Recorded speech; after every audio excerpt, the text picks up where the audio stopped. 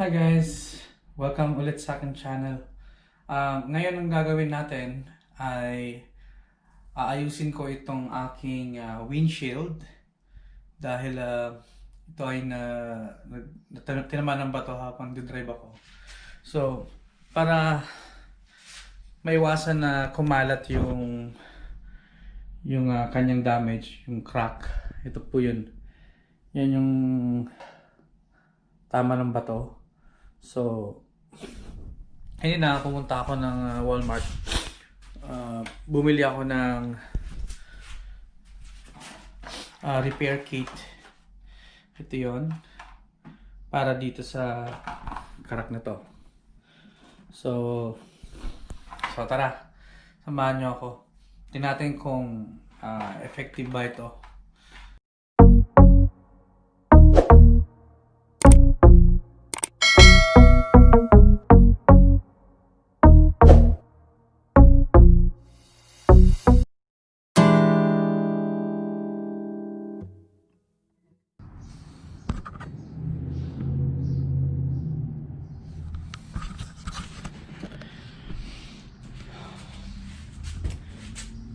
Hi guys, welcome ulit sa akin channel. Ang gagawin ko ngayon ay aayusin ko itong windshield ko na tinamaan ng bato habang nag-drive ako sa Deerfoot. So, nag-try akong pumunta ng repair shop like the windshield surgeon. Busy sila. So, ang gagawin ko ngayon, mag-DIY na lang ako. Kasi, madali lang naman ayusin to. Saka, ito nga pala guys ang nabili ko. Halagang $16 sa Walmart. So, yeah, kung ipapagawa ko to sa labas, mahal siya. Kaya, try kong gawin.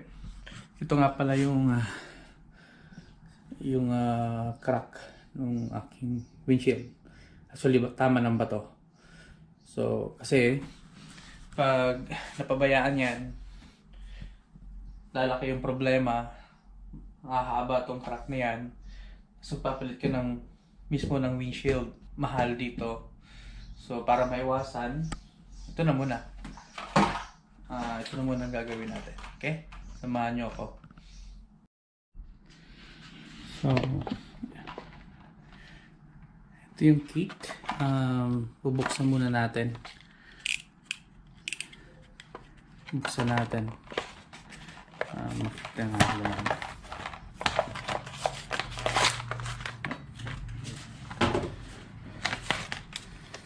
So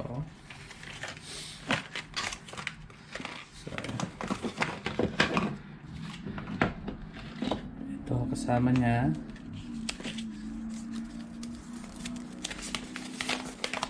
manual,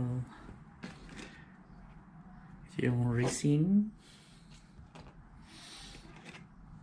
Ito yung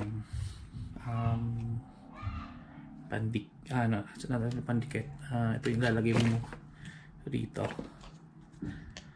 Yan. So, meron siyang blade. So, ito yung mga kasama ng kit. Ito. Meron tayong pagtanggal. Ito yung pandikit. Ito naman yung pangtanggal ng bubog. At saka ito may alcohol tayo. So una natin gagawin, linisin muna natin itong tama na to. Dapat mawala yung mga bubog dyan.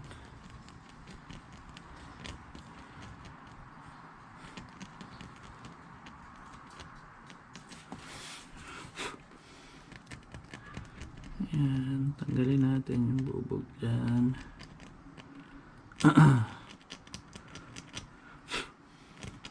Dapat malinis to guys.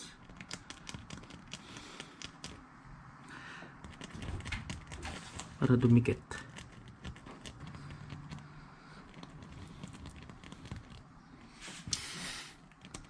So yan guys, dapat malinis siya.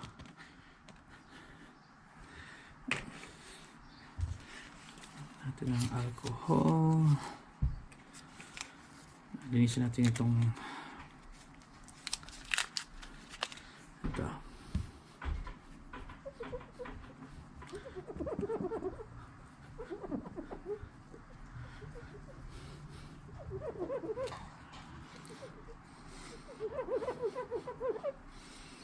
Mawala yung mga bubog niya.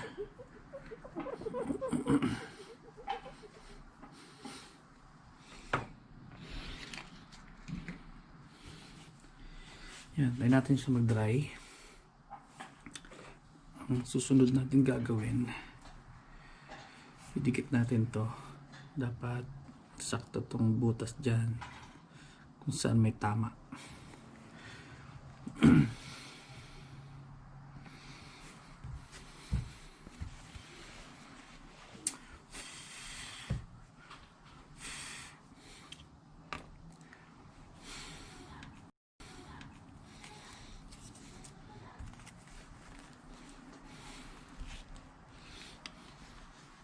Yan guys. So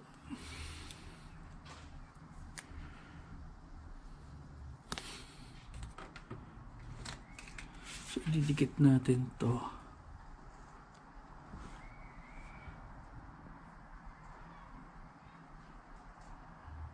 Dapat na itong tip niya nasa taas dapat yan. Okay?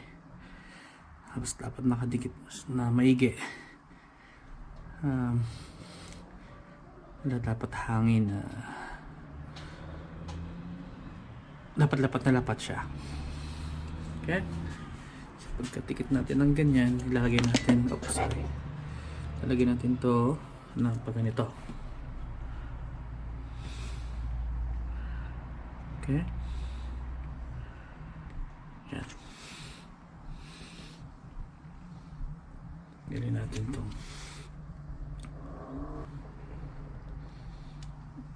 Yan. Gawin natin yan.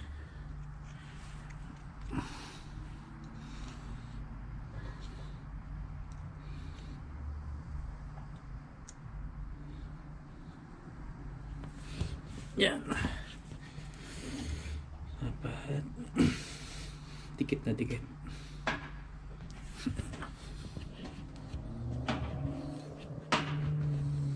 Ilalagay natin itong resin dito. Tingnan natin ito dito.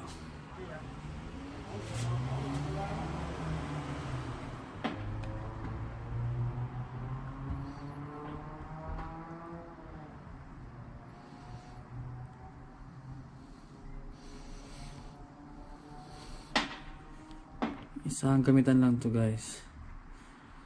For 16 bucks. Kaysa magbayad ka sa labas. Ayan. So, yeah. Nandiyan na sa loob lahat. Resin. Naman, lalagyan natin sa pagganan.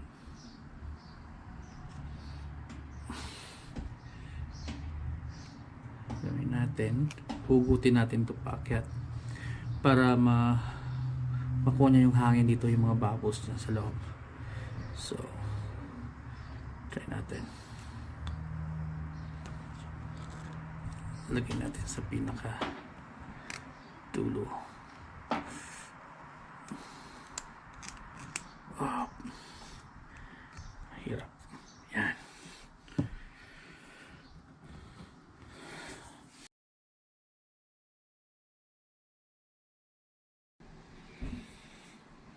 Okay. 10 minutes. So, natin to para makahinga ako ng hangin. Tapos, ibabalik ulit natin to. Ganyan. Ngayon naman,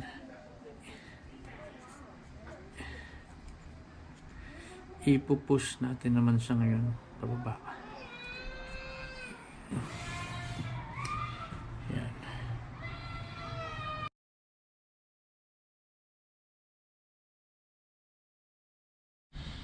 Okay guys, 20 minutes na. So ang gagawin natin,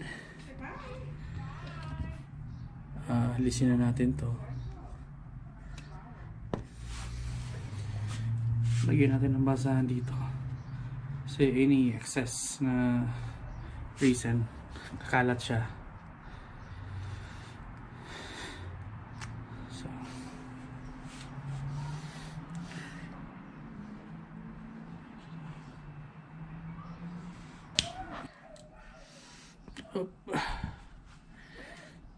yan ang sinasabi ko.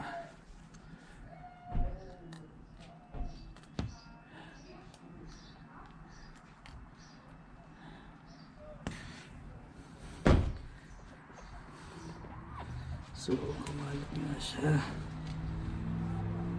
Okay, hindi natin touch yung nilagyan natin ng resin, yung crack. Hindi dapat natin i-touch yan. So, next guys, natitira pa kayong resin dito. Lalagyan natin itong pinaka itama. Then, lagyan natin itong film.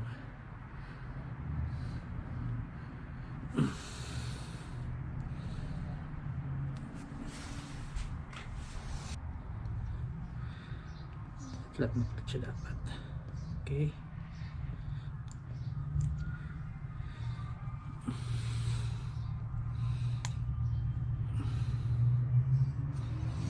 Yan.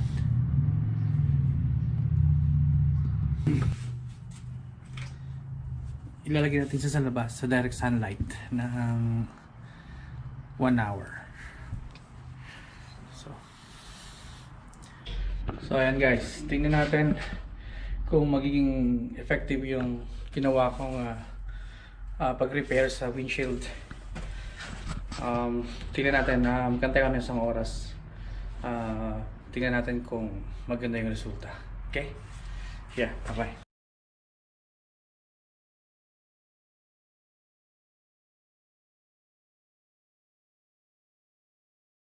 So ngayon guys, tatanggalin na natin yung film after 1 hour. So fully naluto na siya.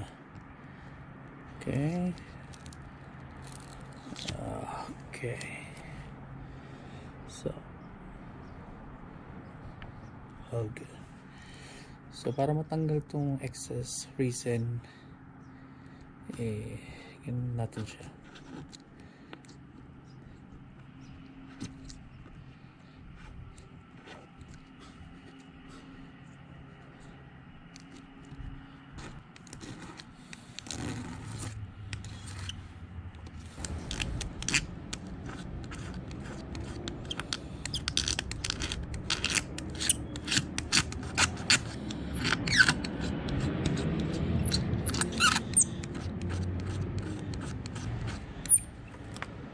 So linisan natin guys ng alcohol. Yeah.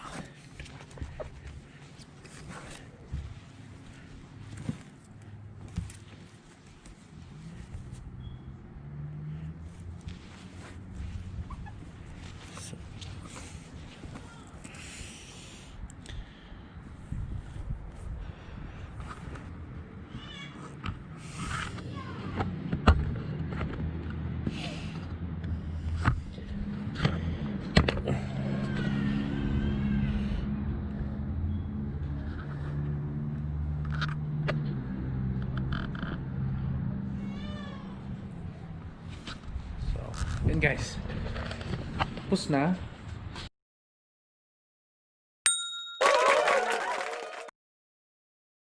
Yeah, hanggang sa muli. Keep watching my videos and please subscribe. Okay, bye bye.